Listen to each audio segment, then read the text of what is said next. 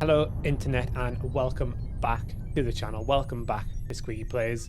I am Squiggy and today we are diving headfirst into one of the most ambitious, controversial and thought-provoking sequels in gaming history, and that is Metal Gear Solid 2.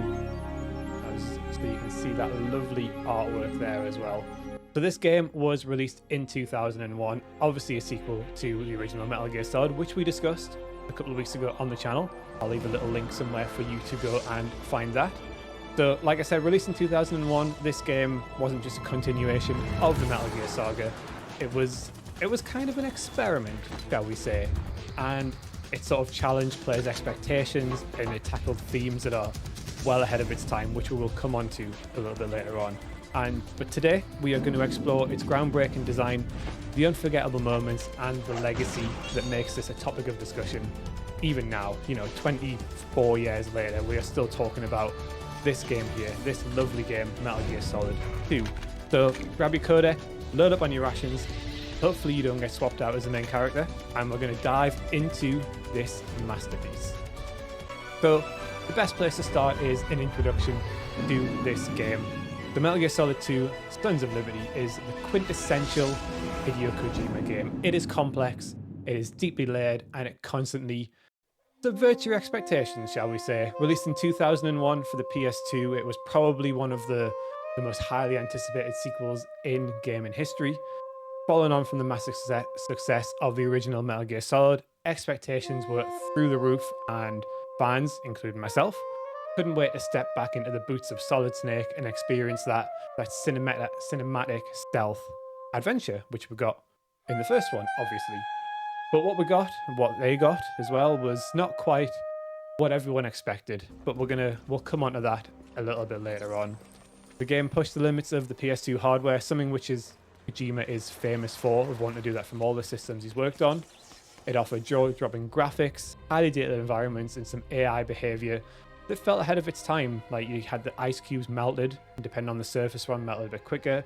You had guards calling for backup. So there's a lot of bits in this game which were new, which hadn't been seen before.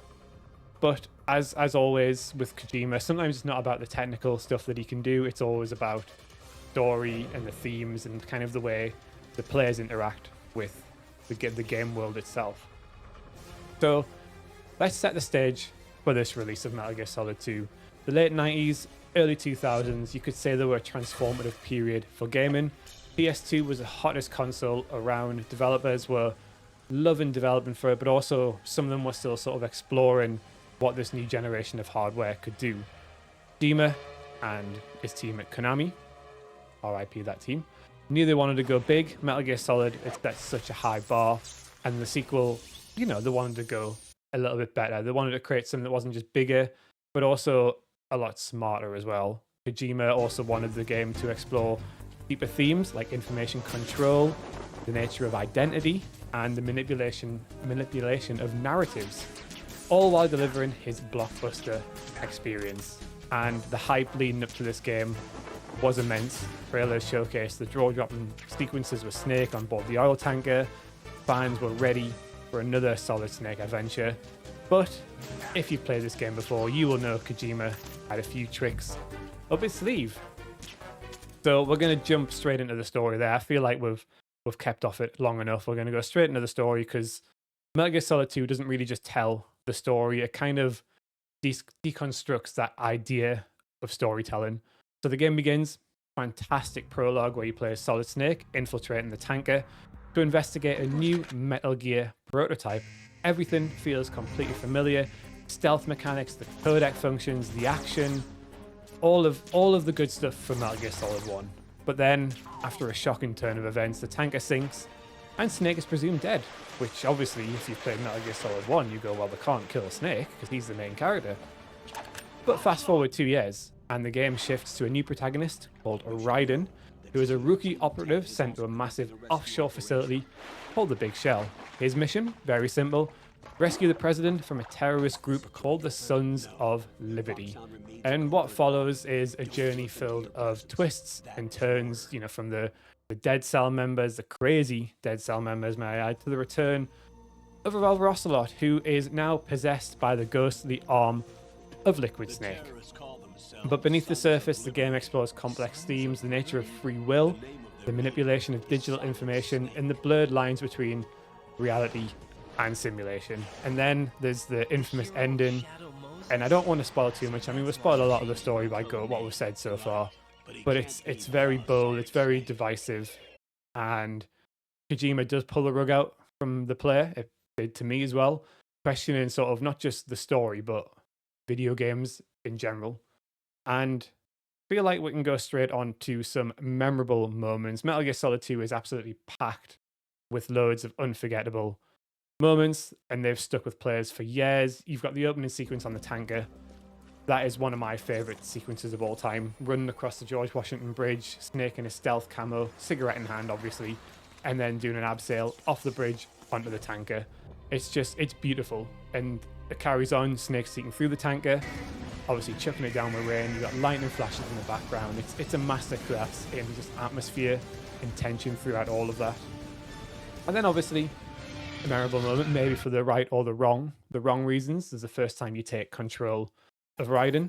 And I think for players expecting to play as Snake for the entire game, myself included, this was a bit of a shock. I remember playing as Raiden and starting the plant chapter as Raiden, turning the game off, and then going back into it because I was like, my game's broke. Why am I playing as Raiden? I want to play as Snake.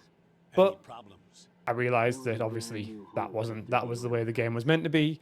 And then I think you can say Raiden's character grew on a lot of you. People still don't like him. He is a little bit whiny, but he did grow on me as well. And I think his naivety and his outsider perspective kind of give a fresh look at this Metal Gear world. You know, you've played as Snake previously. He's battle hardened. He's seen it all. There's nothing that he hasn't gone through. Whereas Raiden is new to all of this. You know, it's meeting a ninja for the first time. A cyborg ninja is new to Raiden. Whereas obviously for Snake it would have been, oh, there's another ninja here. But one of my favorite moments has to be the showdown with Vamp in the flooded hallways of the big shell, not the big cell. His supernatural abilities and just his demeanor made him really memorable. I remember the first time you actually meet him is when he's sucking blood from a SEAL agent, and it's really weird because you don't expect it. And then the showdown later on, it's really cool. He likes to move around. He's very agile, and it's a really good battle. And obviously there's that risk of if you fall off into the water, you die. So there's a lot to that there. And then obviously we talked about this in the first Metal Gear Solid. Who can forget the infamous codec calls, especially the ones towards the end of the game where the kernel starts glitching out. Infiltrate the enemy fortress, outer heaven. Destroy the final weapon, Metal Gear. And like breaking the fourth wall. And some of the ways he did it were very unsettling, sort of turn off the game. And I remember, I think I did it once. I think I actually turned the game off once because I got told to and obviously lost where I'd saved from. And like I said, it just kind of broke the fourth wall in a little way. And it was so cool. It was so ahead of its time back then. So we've gone from memorable moments to the boss fights. And I do think the boss fights in Metal Gear Solid 2 are a highlight. They sort of blend that tactical challenge with these larger-than-life personalities. They're not just basic people who want to be out for revenge. They've got a little bit of a backstory to them as well. So we'll start with Fortune, and she's a very fascinating character. So she's got an impenetrable shield and a tragic backstory. Her dad was the commander of the boat that sank a few years ago on the game. But the fight isn't just about defeating her. You can't shoot her because bullets just won't hit her. It's just about survival. And obviously on harder difficulties, it's a lot harder to survive with a railgun, blowing things up. On easier difficulties, you can just kind of lie in one place. But it does make it a very unique encounter because it's not about defeating someone. It's just about surviving. And then we move on to Vamp. As I mentioned earlier, this fight is quite intense. He can walk on water and he can dodge attacks.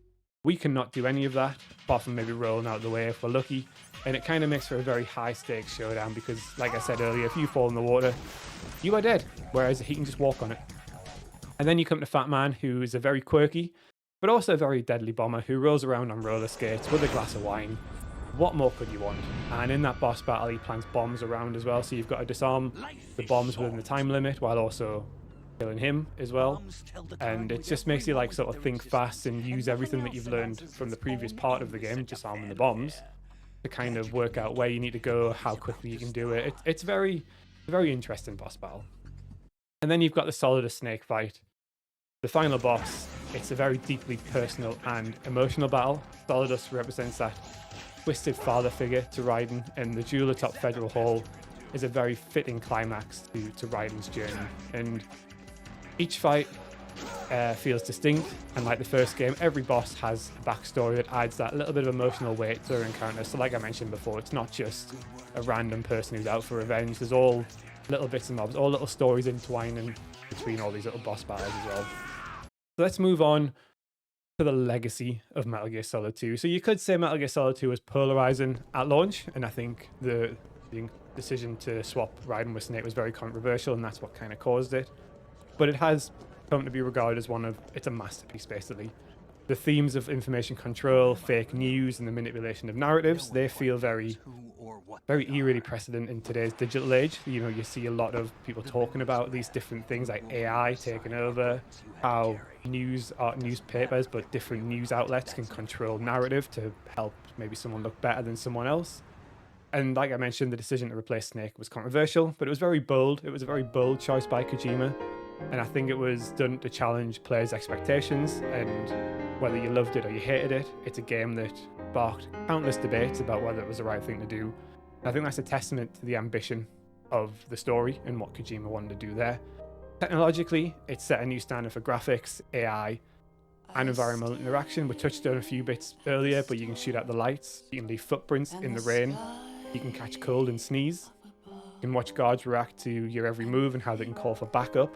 But if they shoot the radio out, they can't call for backup. So there was loads of little extra quirks in there as well. But there you have it, Metal Gear Solid 2: Sons of Liberty. A game, I think it dared to be different. It's polarizing for a lot. Some people hate it, some people love it. Personally, I love it. And it's a title that sort of continues to inspire discussions and analysis more than 20 years after its release, which is what we're doing here. But I want to know what your favorite memories of Metal Gear Solid 2 were. Were you one of those people that loved Raiden? Did you feel betrayed by Kojima? Were you one of those very vocal people that hated the game because of all of that?